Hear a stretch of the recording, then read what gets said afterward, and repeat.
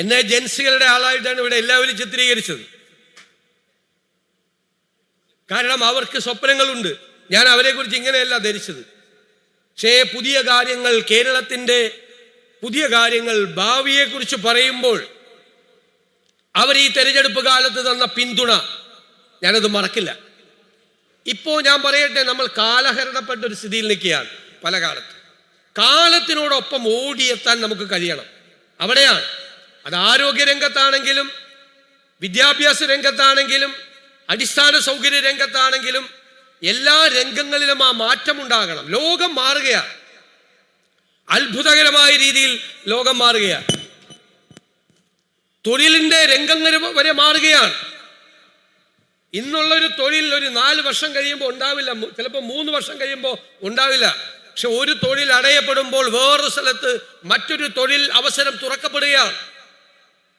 അതിനനുസരിച്ച് ഇവിടെ പറഞ്ഞു, മാഷ് പറഞ്ഞു, ഇവിടുത്തെ കോഴ്സുകൾ പറഞ്ഞു, നമ്മുടെ കോഴ്സുകൾ ഔട്ട്ഡേറ്റഡ് ആണ്, കാലഹരണപ്പെട്ടതാണ്. അതുകൊണ്ടാണ് നമ്മൾ പറഞ്ഞത് ഒരു ഗ്ലോബൽ ജോബ് വാച്ച് ടവർ നമ്മൾ ഉണ്ടാക്കും. വിദഗ്ധരായ ആളുകളെ കൊണ്ടുവന്നു. എന്നിട്ട് എന്തിനാ? അവർ ഓരോ സെക്ടറും നിരീക്ഷിക്കും മാറ്റങ്ങൾ, അവർ റിപ്പോർട്ട് ചെയ്യും ഗവൺമെന്റിന്. അതനുസരിച്ച് നമ്മുടെ കരിക്കുലം മാറണം. ആ കരിക്കുലം ഇൻഡസ്ട്രിയുമായി ബന്ധപ്പെട്ട്, ആ ലോകവുമായി ബന്ധപ്പെട്ട് മാറണം. മാറിയ ആ കോഴ്സുകൾ പഠിക്കുമ്പോൾ കുട്ടികൾക്ക് തൊഴിലവസരങ്ങൾ ഉണ്ടാകും. അല്ലാതെ കാലഹരണപ്പെട്ട കാര്യങ്ങൾ തന്നെ പഠിച്ചുകൊണ്ടിരുന്നാൽ അവർ പഠിക്കില്ല, അവർ പുറത്തേക്ക് പോകും.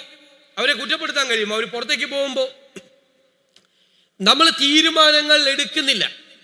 നമുക്ക് അറിവില്ലാത്തതല്ല, നമുക്ക് അറിവുണ്ട്. നമ്മുടെ ആളുകൾക്കൊക്കെ അറിവുണ്ട്. എല്ലാ ഭരണകൂടങ്ങൾക്കും അറിവുകളുണ്ട്. പക്ഷേ ആ അറിവുകൾ അത് സാധാരണക്കാരന് ഉപയുക്തമായ രീതിയിൽ അതിനെ ട്രാൻസ്ലേറ്റ് ചെയ്ത് അതിനെ മാറ്റി അത് നടപ്പാക്കണം.